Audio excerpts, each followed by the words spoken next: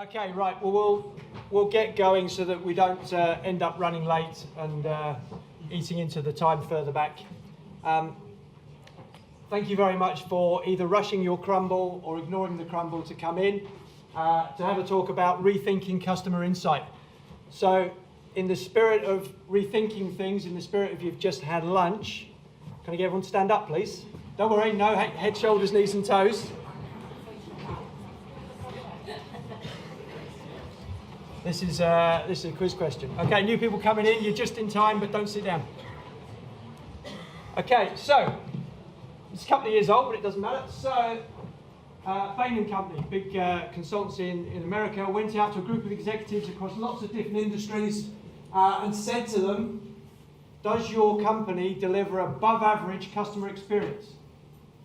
80% said they're in the top 50%. Probably not too surprising. The question is, how many of their customers agreed? So if you think it was between 80 and 100% of their customers agreed, you can sit down. Okay, if you think it was between 60 and 80%, you can sit down. Not a lot of optimism here post-lunch. Between 40 and 60%. Between 20 and 40%. So we have 1, 2, 3, 4, 5, 6, 7, 8 people that think less than 20% of their customers. Well, I guess it's consulting, so 80-20 is not a bad idea. 8. Thank you very much. Only 8% of their customers agreed. So, I won't make you stand up again. Whose perception matters most? The executives? Hold your hand up if you think the executive's opinion matters most here. We've got one. How many thinks the customer's opinion matters? Okay, phew. Otherwise I'm in the wrong session. Okay, so here's why I think we need to rethink things. We need to start looking outside in. What we think about our brand, our service, our program, our delivery is far less important than what our customers think about it. And now even more so, what they tell their friends about it. Okay? So put in even blunter terms, your customer's perception is your reality. Okay, and this is the reality when it comes to sport. Now this is last year's figures, which have changed slightly, but the principle applies. Roughly 2/3 of adults in the UK are considered active more than 150 minutes a week. You all know these stats, I'm not going to run through them, they're very familiar to you. My question is this potential or is this market failure? And you probably guessed by the title of the presentation, I think it's about market failure. And specifically, if you think about this from a Tough Mudder perspective, we've done a lot of great work in the sector already. We're starting to think more about data. We're starting to think more about insight. But that has just got us to the bottom of this horrible Mount Everest, they call it. Okay? If we're going to get to the top, we've got to do something very different. Okay? We've got to take a leap of faith. We've got to change how we approach things. So what I'm going to talk about here is this. How do we turn disconnected bits of data, of which there is an ever-growing pile of it, and how do we turn it into faster, more informed decisions? Because that's the bit that I care about. I don't care about data. I don't really care too much about insight. Why I do care about insight is because it can make faster, more informed decisions. And anything that doesn't help decision makers make a better decision and make it faster is not doing its job. And so that's the challenge I want you to think about today, is how are we getting to a place where we're enabling better decisions, faster decisions, more informed decisions, and decisions that get consistently executed. And that involves thinking outside in, and we'll talk about the customer journey. So, very briefly, why am I talking about this? Who the hell's that guy standing up there? Well, my name's Paul Roberts. I'm co-founder of My Customer Lens. And My Customer Lens is all about solving this business problem. It's how do we make faster, more informed decisions, and how do we turn all that disconnected data into something that's simple, measurable, actionable, shareable. Thinking back to Kenny's great presentation right at the start of this morning, he talked about the fact that data and evidence needs to be presented in a way people can very quickly understand and very quickly take action on and very quickly share. And that's where we're trying to get to. How I got there, I won't read through all of these. These are the organisations I've either worked for or worked with. I've worked across different industries, I've worked across different countries. This is a common problem. It's not unique to sport, it's not unique to the UK. But nonetheless, we're here and we want to solve it. So I'm going to start, before we get into sport, by just changing the point of reference to Netflix. Has anyone here not heard of Netflix? Okay. Has anyone here heard of Blockbuster? Blockbuster Video? Remember it? Right. Okay. Which is bigger now, Blockbuster or Netflix? Right. Okay, so Blockbuster for me, just like Nokia and Woolworths and BlackBerry and Kodak, at some point in time, people, very smart people, sat in their management meetings and said, we understand the customer. We know what they want and we're very good at delivering that. And at some point, the customer's reality said, actually, you're not very good at delivering what I want anymore.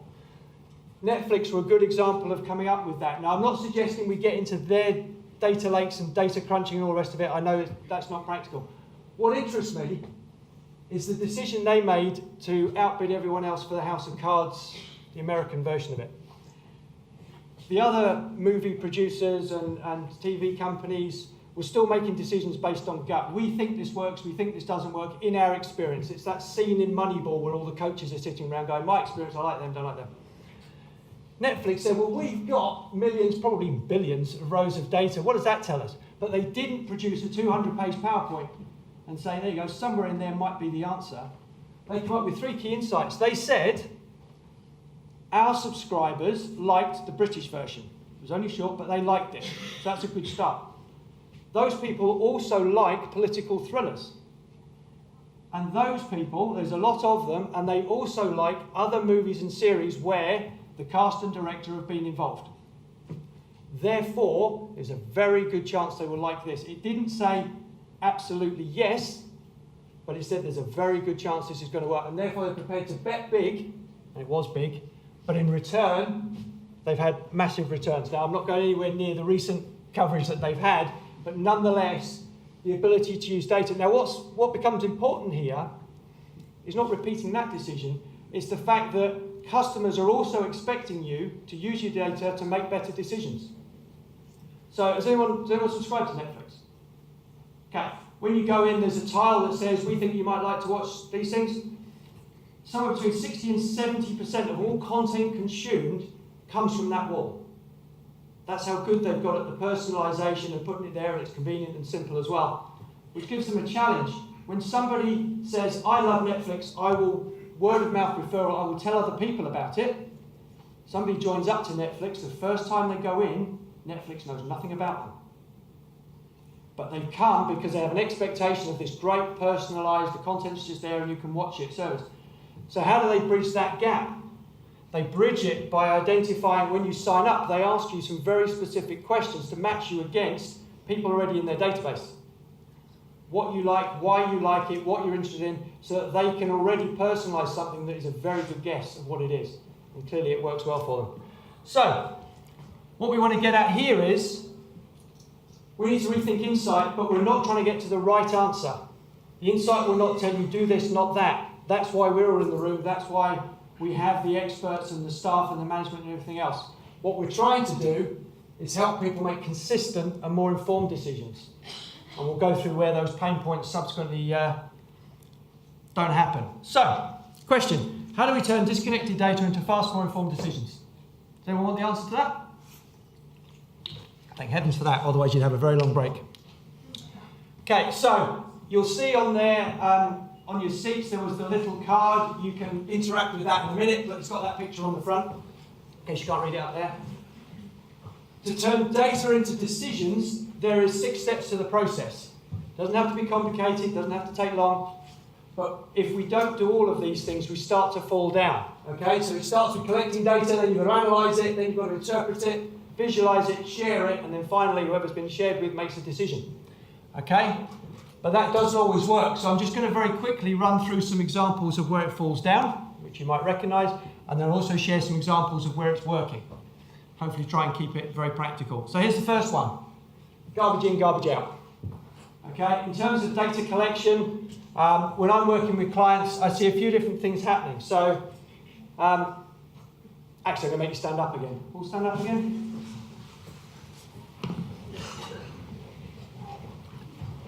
Okay. So, I'm going to stand over here. All right? Rethinking things, I'm going to go and stand over here. Still hear me? Right. So, think of yourself now as a consumer. So, somebody that interacts with brands and retail and all the rest of it, and you get given consumer surveys. And you're sitting there and you're filling out the survey. Stay standing if you've ever gone through that survey and been looking at the results and gone, these guys don't know me at all. The questions and the options they're giving me have no relation to what I'm actually thinking as a customer. If you've ever felt that, stand up. If you haven't felt it, sit down. And you'll get a very envious look from everyone else. We've got one lucky man that hasn't experienced that. Okay, so that's my first example about where data is being collected in a way that works for the business, not the customer, and they will end up getting some really nice graphs of the wrong data. Second question. You're out at a party, and you're talking to a friend who's just come back from a big long cruise, okay? And you're going to ask them, how was their experience? Stay standing if you ask them a multiple choice question. Sit down if you just ask them an open question.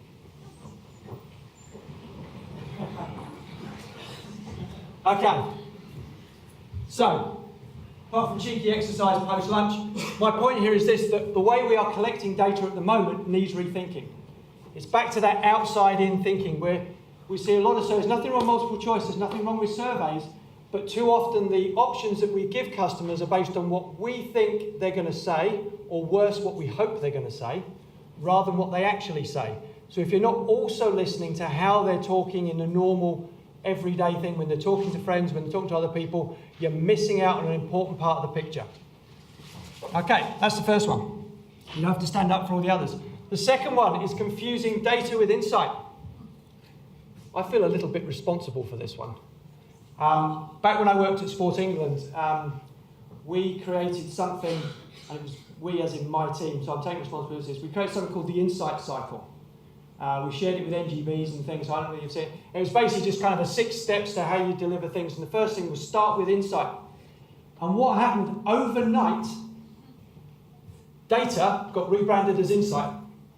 Because they said, right, Sport England want insight in order to get our funding, so all this data stuff has now become insight. Didn't change what they gave us, they just started calling it insight. Now that's taken quite a long while to unpick. Sport England now have an insight directorate, and we've moved on a long way in terms of understanding. But I still see this happening a lot where people will say, we've got some data, we've graphed the data, that is now insight. And my challenge back is it insightful? If there isn't a so what, if there isn't a, oh, I can see what I'm going to do with it, it's still just data. It might be graph data, it might be summarized data, but it's still just data. Okay, so what we need to do is start thinking about how do we get the so what and add the context to it, and that's the interpretation piece of our cycle. You can do the analysis, and then you need the experts to go, in our context, what's the so what here? And what are those key insights? Back to the Netflix, millions of data, 3 key insights. Okay, next one, not sharing the lessons learned. Tell me off if I do this. I went looking for ages to try and find a stock picture of a report under a wobbly table, but I couldn't find it. So this is the next best thing. The amount of reports that I see, someone does an insight report, they've done a survey, they've done things, and then they go, great, we've done this now, and it's going to go in a drawer, it's going to go onto a wobbly table, it gets forgotten about. Dusty shelves, they're another ones, they're good ones for it. And so what happens is it's never builds an understanding. So different people have different understanding about the customer and what they want, what they need, what they should do. When you get to decision making, that's an absolute nightmare. It's all about trying to get people on the same page. So we often see this as a potential gap, just people aren't able to share it. And if they haven't got the so what, and if the questions were asked in a way that was very specific to their project, they're not going to share it because they can't see the relevance to other people. If they do share it, it's sent out in a mass email. No one knows what to do with it, doesn't know why they've got it. Gets filed. Okay, so watch out for sharing. The next one, this is back to our Blockbuster and Nokia. Assuming the customer's needs don't change. We know the customer. My worst story here, I used to be on one of the regional boards of gymnastics in New Zealand when I lived over there. And we went around different places meeting the local clubs. And I was chatting to this lady, and she said, so who are you? I said, oh, I'm Paul, I'm on the board. And she went, right, which club are you with? So I'm not with the club.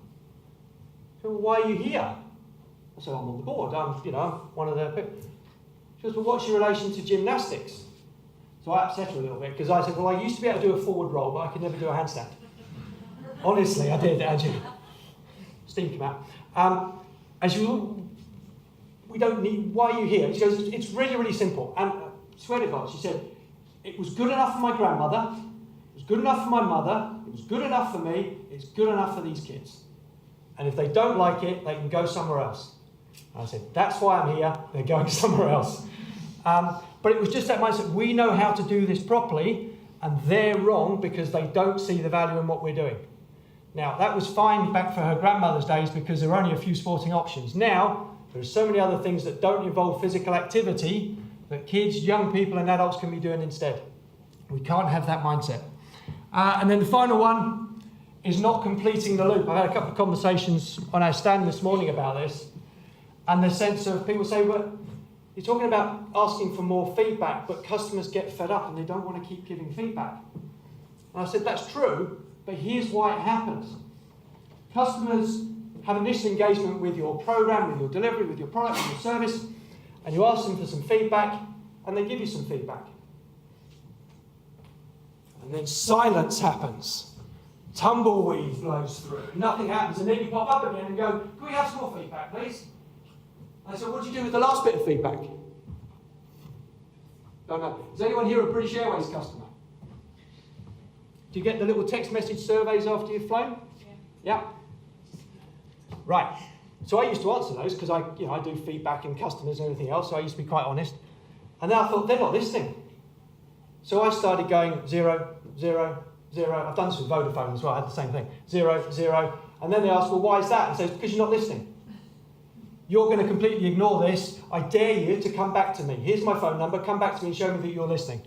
To be fair, it's only been 18 months since I did that, so I'll probably get a call while we're talking. But that's the trouble. So therefore, even I that love doing surveys just for the professional curiosity, I don't give them feedback anymore because they're not listening, they're measuring. And that's fine. Let them do that for somebody else. I don't care about that. If they want to get feedback and learn how to improve their experience, very happy to talk to them. If they just want to measure me, then go and do it to somebody else. So that's where I often see this problem. You don't go back to the loop. Leisure centres that do quests and things like that, it's really, really simple. You said, we did.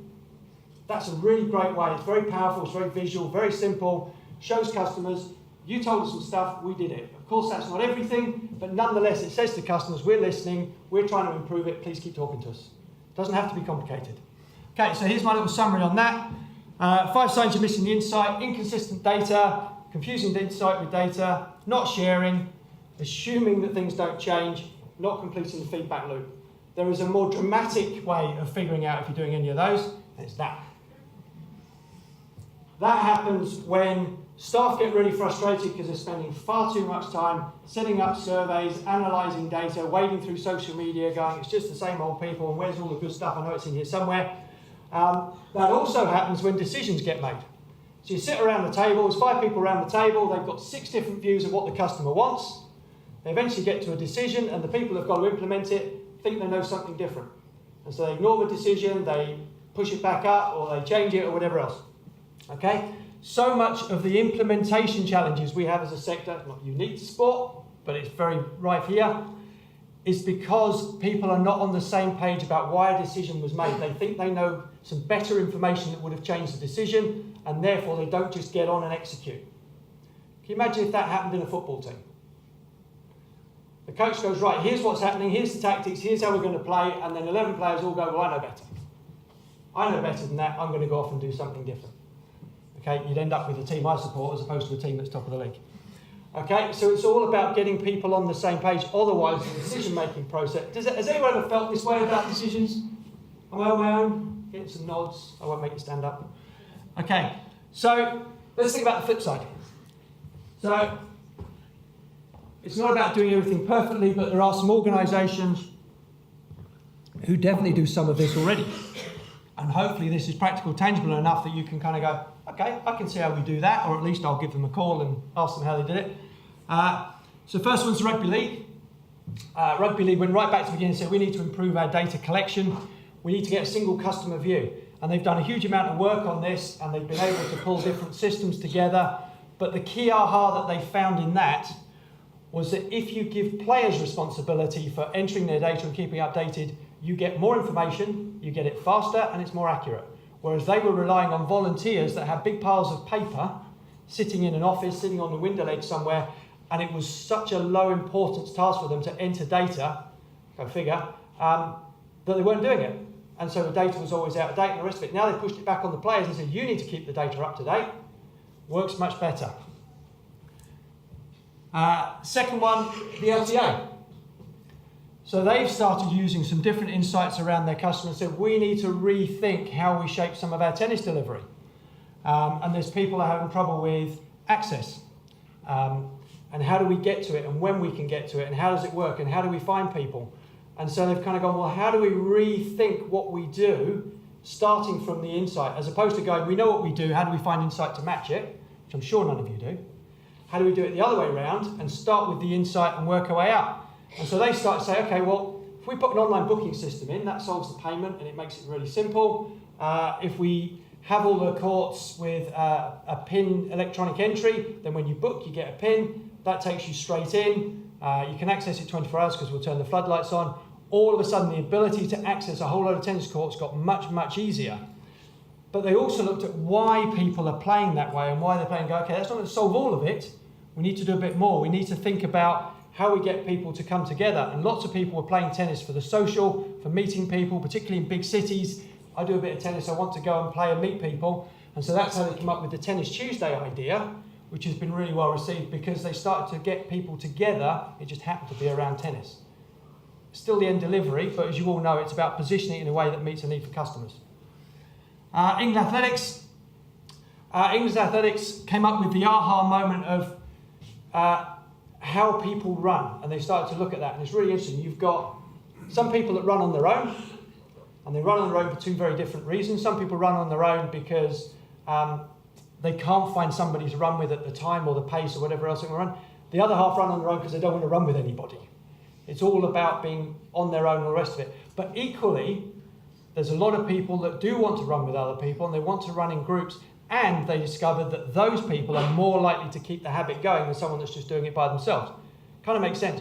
But building on that, why they do it, who are these people, what does it need to look like, that's how they then developed the Run Together program. And what I really like about it is they have an internal infographic that's on one page. I love things that fit on one page. So you have to fold that card out and then it fits on one page. They've got a one-page infographic that tells everybody in the organisation, this is why we have designed it this way. This is the insight. This is what it meant. This is how we've interpreted it. So you don't get all that, I'm going to do it different, I know better, I know, because they've shared it with everybody and said, this is what we know, this is what we've made the decision on, this is why we're going in this direction. Incredibly simple, incredibly powerful. Goes right back to what Kenny Gibson was talking about this morning. Okay, and then last one here, England Golf. England Golf have done lots of really cool stuff that I'm not going to do justice here, but they've got a big Understanding the Market project. And a key bit of that is they are doing some work nationally, and they're also doing some work locally, but it all links up. So back to that consistency of data, how individual clubs are asking questions and surveys, matches with what they're doing nationally. They've got the Hearts and Minds Monitor going across the top, which is looking out across the whole population to understand what's changing, what people that haven't engaged yet might be thinking, how that's working. And again, they've brought it to life through infographics, maps, and crucially for this one, linking into the club strategy. So they've taken the insight and said, here's what it means for you and your business. So again, it makes it much easier for them to implement. Okay, and having said that was the last one, I've got one more. So county sport partnerships, we've been doing some pilot work with a few of the county sport partnerships, and that's been about getting people on the same page. So rather than going out and doing lots of new insight, we've got a one-page template that says let's get everybody with a view about this customer in the room and let's create one version of the truth. It might have holes in it, it might have assumptions in it, it might have old data, it doesn't matter. At the moment, we're all making decisions with this data anyway. Let's start making consistent data decisions and then we'll move on. So, and what's really interesting, I give them out a template and say, right, what's your view of the customer? Write it down what you think this customer is all about. We've got 8 or 9 boxes. And then they read it out and they go, oh wow, I never thought of that. or I didn't know that, or I thought that, and then I changed. And all of a sudden, you just see the conversation breaking out amongst people that suddenly realise they've all got a different view. We get on the flip chart, half an hour later, we have got a one-pager that says, here's our view, and now we need to fill the holes and everything else. And then what they've been doing, which is really powerful, is they've been taking it to their partners and saying, this is what we think about the customer, what do you think? And then having that conversation. So again, it's not about necessarily having to go out and get new, this is just about getting everyone on the same page. So here's my 6 signs of creating actionable insights. You hear the full voice of the customer, so you hear what they're saying to other people, you hear what people that aren't your customer or your competitors' customers, what they're saying, you get all the data that's coming in, you aggregate it so it's not living in the silos, you get the staff and the partners to get that so what interpretation on top. You then make it visual, make it really easy to understand the key insights. And I love the test again from Kenny about, could it be tweeted? Really good test of can your key piece of work be tweeted? Is it easy to find, easy to share? Is it hiding under the desk? Hopefully not. And then can you make better decisions? If it doesn't pass the last one, you need to go back and look at the other ones again. So here's your little card test. I know that you've been given 2 pens in your pack. So there shouldn't be any excuses for not having a pen. Pass one on if you've got a spare. Just using the left-hand side. We'll come back to that bit in a minute. So there's our 6 steps. And keeping it really, really simple. So smiley faces. Have a think about your organisation or your programme or your project or your department, whatever's the most relevant for you, and go through each of those 6 steps and just give yourself a smiley face. You can do it if you want to in the middle. Do you think you're good at it and you're doing it really well? Do you think you're struggling with it and it needs to improve? Or is it kind of in the middle? Just sort of go through, just take a minute, draw some smiley faces. It's only for you, I'm not going to collect them in or anything, you can keep these. So just have a look and see how you fit across each of them. Okay. So I'm just curious. How are we? Have we got mainly smiley faces? Mainly sad faces? I'm seeing some nods on mainly sad faces. Hands up if you've got mainly sad faces. Hands up if you've got mainly happy faces. Jack's happy. Lots of them, yeah? We got, yeah, okay, that's not too bad. And the reality is you're probably going to end up being harsh on yourself, and I'm sure there's more good stuff that's going on there, but it's just to sort of try and give you a feel of maybe where do we need to work. But while, there's lots of different things to work on, think about this loosely as a sequence. It doesn't follow you've got to be great at one before you go to the next. But actually, if you get that data collection piece right, back to what Rugby League are doing, you're able to do so much more with it if you're just getting good, consistent data. It's faster data, it's all coming in at the same time. You're confident you're getting the different perspectives from different parts of your customer base, then actually a lot of it becomes easier to work with. Okay, we'll come back to the other side in a couple of minutes. So the other way that I get clients to think about insight and rethink insight is this sense of outside in. So how do we look at the world from the customer's perspective? And in some respects, we're a lot better in sport than some of the big organisations sort of in the banking world and the telco world, where they live in big silos and everyone thinks that the customer belongs to them and nobody else. But nonetheless, it amazes me how few of the organisations I've worked with can actually draw me their version of the customer journey. So that's a fairly standard one, works for kind of repeatable activities, so gyms, leisure centres, delivery programmes. And you'll see there's some overlap with kind of the Sport England's behaviour change model. That's about sort of the individual's engagement. This is about how they work within a particular venue or programme or whatever else, but there's clearly some overlap. Over on the left, you've got disengaged. They're not thinking about it. They're not engaging with you or anybody else. They're not tuned in. So that's where a lot of the inactives are. And there's lots of challenges around how do we find them and get hold of those. So there's one thing that you can do there. Then there's the sign-up process. So we start building awareness.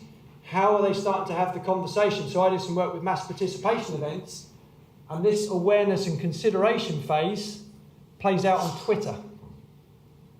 So more and more people now, it's in online Facebook forums and on Twitter, will somebody say, I'm thinking about doing a marathon in October. Who's got any suggestions? Hashtag UK Run Chat, hashtag this, hashtag that. And there's half a dozen running-related hashtags, works for triathlon things as well, where people will then have a big, long debate about it.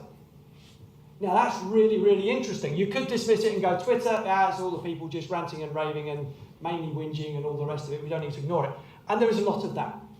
However, when you look at that little conversation, you've got a group of people passionate about events that are talking about your event to other people.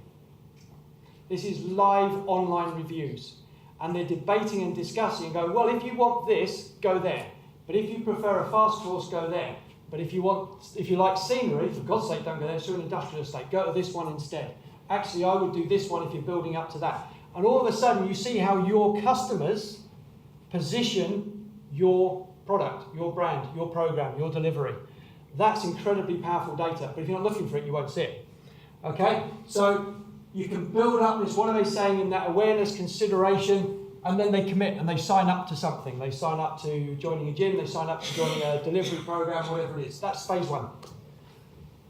The second bit up the top there is on the day when they're going to be delivered. So before, they might have to travel. They might then have to get changed. They have to go through reception. They have to go through the barriers. Then there's the bit in the middle where they actually take part, whether it's a class, whether it's in the gym, whether it's playing football, whether it's playing the game of tennis, whatever it is. And then there's the bit afterwards where they then get changed, leave, go back to wherever they work. This becomes really important when you think about things like people trying to get active during their lunchtime. Because actually their experience is heavily driven not just by what happens when they're on site doing the sport, it's driven by how easy is it to get out of work, how quick do I need to get to the venue, how long does it take me to park, is there a queue to get into reception, because all of a sudden my lunch hour is now 35 minutes, I'm late for the class, I'm rushing out of the class early because I need to beat the traffic back out, I'm going to get back. All of a sudden this is a hassle. The class might be brilliant, but they don't go back because that piece of the journey in its entirety is not working for them. But often we just get caught up with asking about the sports bit and lose track of what else drives their experience. Equally, something happens between the sessions. So they might have to book, they might have to do some other exercise, well, not have to, but they might do some other exercise, some other training, and they might also get communications with you. You might be sending them updates on their program. You might be saying, hey, this week we're starting a bit early, a bit later, we've got 2 coaches, we've got 1 coach. All of that adds to their experience, and all of that's happening to decide whether or not they come back up the loop and come back again. And then every now and again, they come out into here.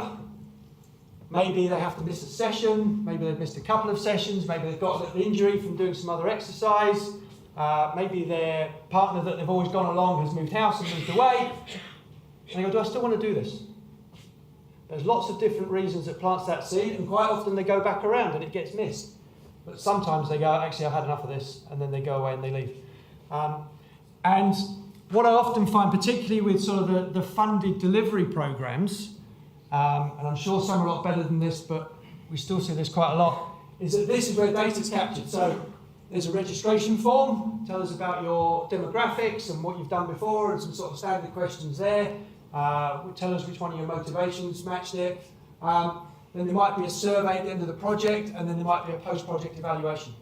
Now, the good stuff, the word of mouth, the voice of the customer, tends to only come in here after people are finished. Now, there's 2 problems with that. Firstly, at that point, and I might get hung by somebody in the room here, at this point, there's only one answer that everyone wants to hear. And that answer is it worked. Because if you delivered something you thought would work and then someone tells you it didn't, it's too late to do anything about it. If you funded something that somebody else has delivered and now it's finished, you don't want to hear that it didn't work. Okay? So there's some great stuff in there, but it's far, far, far too late. But that's where we see all the good lessons learned, but the lessons learned relate to a project that's finished, and by the time the next one starts, no one's using them. And I know because I've written a few of those in my time, and some really good stuff comes out and goes, this is brilliant, we love it. And then you go and do the next one, they go, well, why didn't you apply that stuff? Oh, well, that was a different project, it's under the wobbly table now, we can't move it. So what we need is a new way of thinking about the customer journey, okay? And we need to be saying, how do we get information all the way along the customer journey? How do we go and talk to the disengaged people? How do we then understand the sign-up process and what else they're considering? And let's ask good questions at each point in time when it's still fresh. So again, back to the marathon events. Has anyone done a mass participation event, marathon, swim, triathlon? Yeah. Did you get a survey? Yeah, that's so a lot of them don't even get a survey. Those that do send out a survey, here, one of the questions they ask is, back when you signed up, which could be anything up to a year ago, can you tell us why you did? Now, I don't know why I did things last week, much less why I did something 9-12 months ago. So what's interesting is, pretty much every time, across different events, different projects, the number one option, because obviously it's multiple choice, this is what we think you were thinking about when you signed up. Number one choice is for the personal challenge. Now that makes sense. You've just finished a half marathon or a marathon. You're feeling really good about that. Might have run a PB.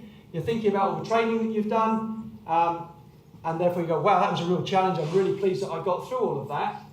But why they actually signed up, when you go and talk to them in a different setting, or when you ask them at the time, well, it's because my friend signed me up, because I've seen it go past my house for the last 3 years, because I've done so many 10Ks, I thought I'd do a half marathon, I've done so many marathons, I thought I'd come down and do a 10K. I did it to support somebody else, I want to do it for fundraising. Lots and lots of different reasons that aren't the personal challenge. Now, the problem with that is the marketing team get this that says, oh, everyone's signing up for the personal challenge, so go back over here and say, hey, come and do our event, it's a great personal challenge. Everyone goes, okay. Not for me. Now, that's commercial, you might not worry about that, but if you're delivering programs into schools, into local leisure centres and everything else, same principle applies. You're trying to reach out to disengage the inactive, people that haven't done it, and if you're going out with the wrong information, you are trying to present your program and the benefits in the wrong language. And it's not going to connect, and it makes it much harder to reach them. And sometimes they're hard enough to reach as it is. You want to make it easy. So you want to be able to get good information. You can say, hey, you just signed up. You were one of those harder to reach people we were looking for. Tell us what you were doing 3 weeks ago. Why did you choose to change? Who else is like you that is in the same boat? How do we learn about them? How do we reach them? Those are the questions to ask there, not at the end of the project. Okay, so I'll leave you with this final thought about, so this is Aspire Sports that are very good at measuring the entire customer journey. Their Net Promoter scores are fantastic. They do sports camps and things in Birmingham. Being able to see what customers are saying about each stage of their customer journey will make it easier for us to keep delivering great customer experiences. We know what's important to our customers, and that's where we focus our resources. We know actually we think this is really important, no one cares about that. We'll take that resource and put it here into something that people do care about. So, back to your cards, back to your smiley faces. So now we're on this side, same question, but different. Quality and speed. So for each section of the customer journey, disengage, sign up, build up, taking part, review. How happy are you with the quality of data and information that you are getting back about that stage of the journey? And how happy are you with the speed that you get it? Now, there's going to be some sort of link, but just spreading it out, so it might be, hey, we're getting really good data, but we get it 3 months afterwards, and therefore it's not a lot of use to us, but actually the quality of the data is quite good. Or we're getting it really fast, but it's rubbish, and we don't look at it. Or you might get something in the middle.